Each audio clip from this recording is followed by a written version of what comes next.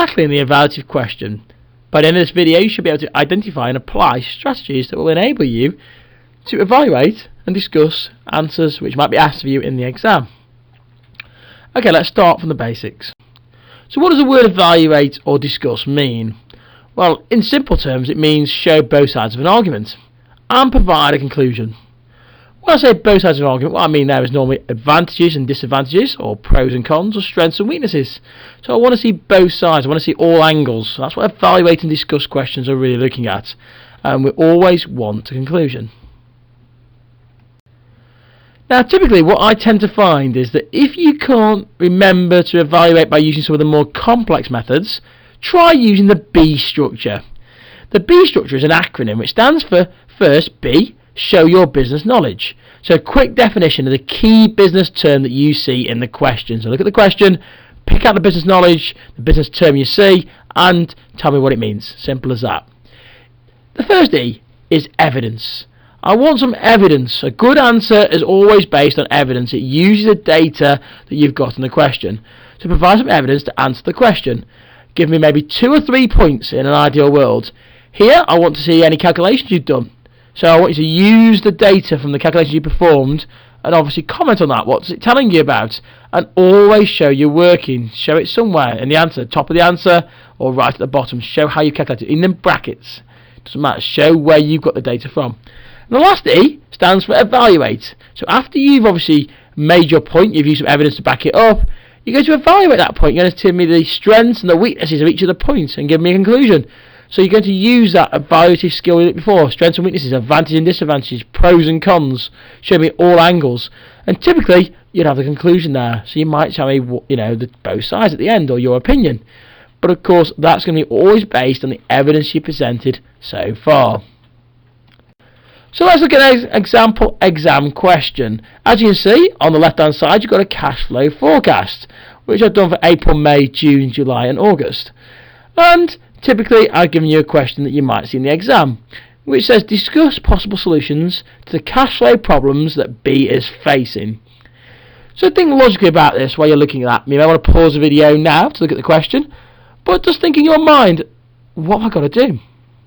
Hopefully you're first thinking, right, I need to find where the problems are. How can I find a solution if I don't know where the problem is? So you're going to be looking at that cash flow thinking, right, what are B's problems? And then of course you've got to be thinking, how do I solve them? Maybe pause the video now and see if you can answer the question. I'll take you through the answer in the following steps. Pause the video now. Okay. Step 1, business knowledge.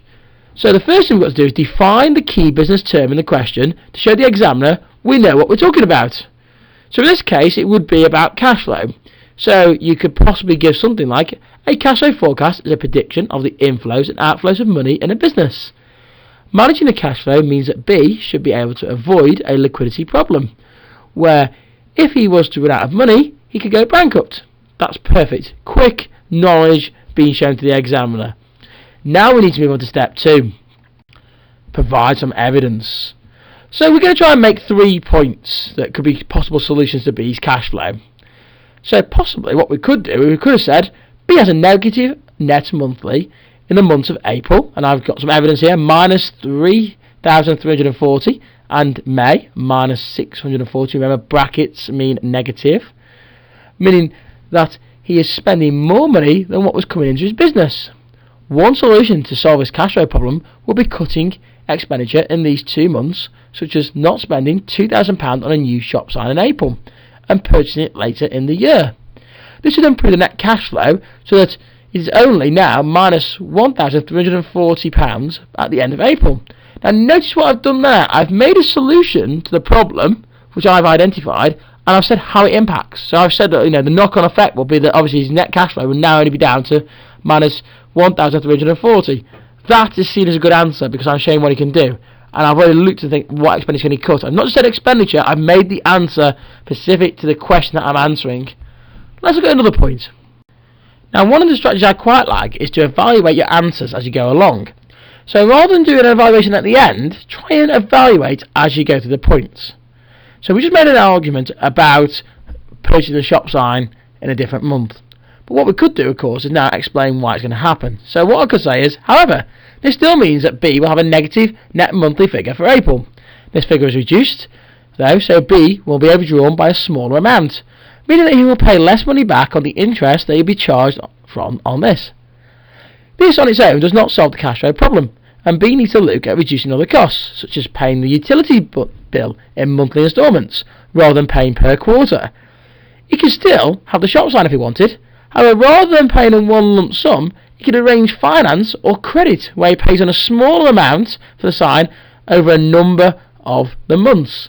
Now notice what I've done there. I've started to show lots of knowledge. I've made my answer really specific to the question, but I'm showing the examiner I know what I'm on about. I've linked to the fact that interest has got a charge on it. I've shown that I know what credit is. I've shown that I know what finance is. I've shown that I understand that if we change the instalments and pay at different times, that's going to improve the cash flow. But we need to make another point. So here's some more evidence we can make. So let's try and make another argument now. B could look to arrange credit from his suppliers. If B was to arrange 60 days credit, then this would mean that he would not have to pay for his costs of sales until 2 months later. This would mean that £540 in April would not be paid until June, improving the cash flow position of the business. He could also, at the same time, try to reduce the credit he gives to his customers so that they are paid straight away, rather than having 30 days to pay him. This will improve his cash flow, as May's £700 would actually then be in April. So look what I'm doing there. Again, I'm using my data and I'm making the argument here that if he was to take longer to pay his suppliers, so the people that he owes money to, he takes longer to pay them, and he collects the money in quicker from the people who owe him, rather than giving them credit, ask them to pay in cash, the best current asset you can have, did he improve his cash flow position? But let's evaluate that. However, B could find that suppliers are not so keen to give 60 days credit, as this would impact on their cash flow. So he may have to consider looking for a new supplier if he wants this. This could cause issues with the quality of the honey that's produced, and could mean that he loses sales and customers don't buy it anymore. Also, he could have issues asking his larger customers to pay cash for their orders, rather than giving them credit. This could mean that they go elsewhere and find a cheaper supplier, or that they don't order as much from B, leaving with the risk of having more stock that could go out of date and would have to be sold off cheaply. So look how I've evaluated that there. I thought about the negative sides of making your customers pay up front, your larger trade customers. I've also thought about how suppliers might feel if they were to give 6 days credit. So there we go now. We've got 2 points now that we've made and we've evaluated. Let's make our third and final point. B could look to increase the selling price of the honey that he sells. This would increase the revenue that comes into the business and would mean that he has a better chance of a positive net monthly cash flow.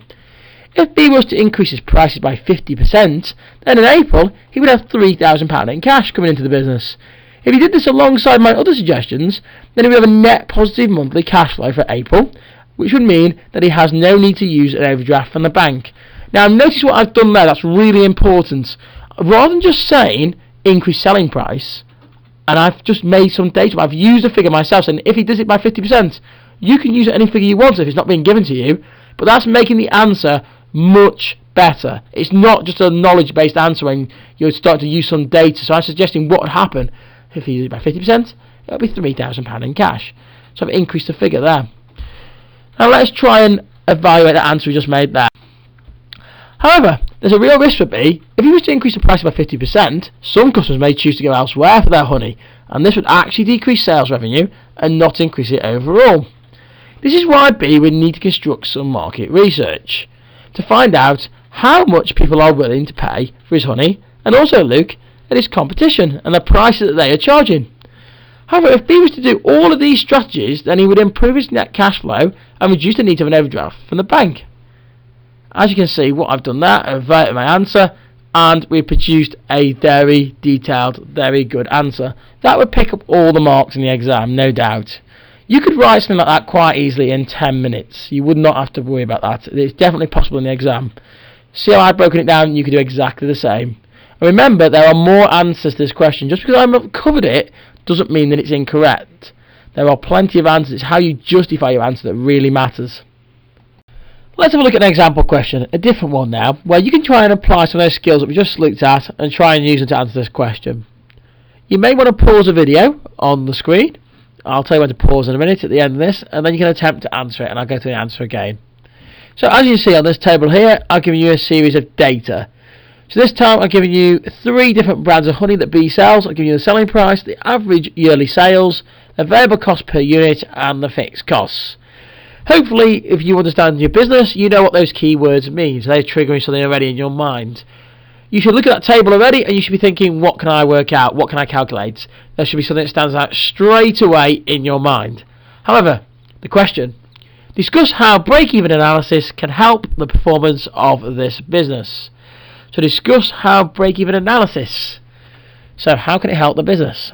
Pause the video now before we look at the answer. Okay, step 1. We need to define a business knowledge. So what was the key business term that we saw in that question? Well, it was break-even, or break-even analysis. So let's say what break-even is. Break-even is the point where a business is not making a profit or a loss. At break-even, revenue and costs are equal. Knowing the break-even point will enable B to work out how many items he has to sell before he makes a profit. Okay, nice and quick. We've shown our knowledge, we understand it.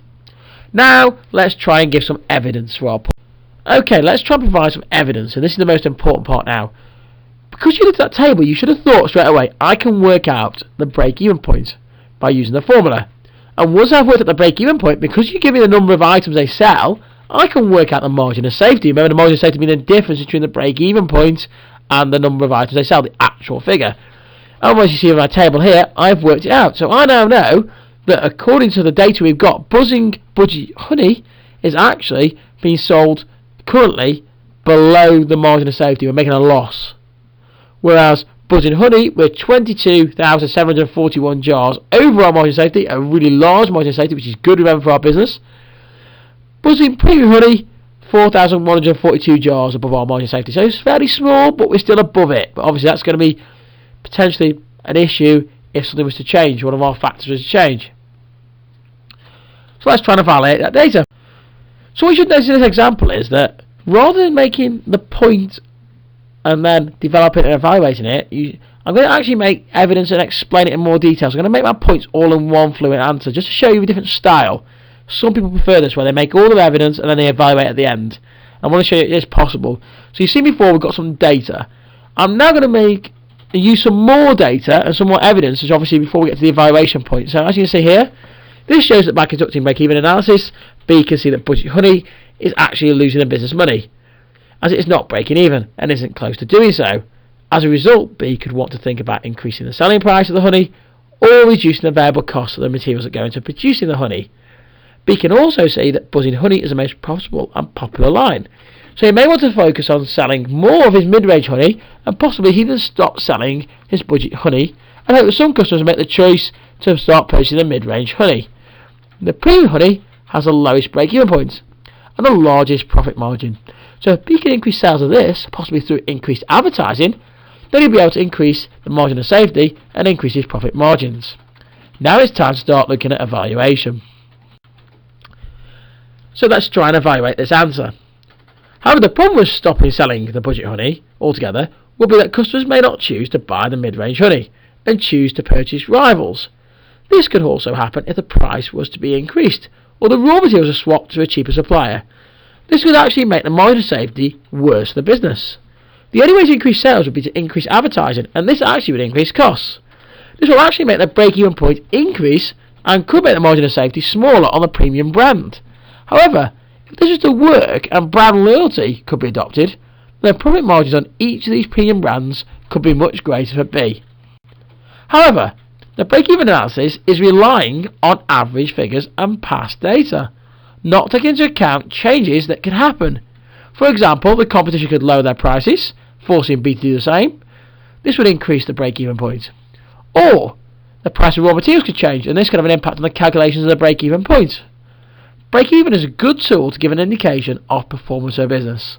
However, it does not give real-time answers unless it's conducted all of the time, and this would be time-consuming and costly. There you go. As you see, a very clear evaluative answer that we produced there. As you can see, it's done in a different style, but it still works. It still covers the B point, and it still answers the question. Hopefully, you've got a feel for this now. You may want to have a go at working on one of the worksheets that I've done with some of the questions now and try and practice your skills at this long answer, more detailed question using that evaluative answer technique. Okay, that's it. You should now be able to answer more evaluative questions and use the B answer structure that I suggested. This obviously is just one method. You may prefer other methods, but obviously remember the B structure could be quite good because obviously business knowledge, show your evidence, evaluate. Don't forget to follow me on Twitter, it's at BeeBusinessBee. Subscribe to my YouTube channel, that's youtube.com/BeeBusinessBee. Also on Facebook, it's facebook.com/BeeBusinessBee. And remember that there's a full range of resources and quizzes and activities that can be found on BeeBusinessBee.co.uk. And until next time, keep buzzing.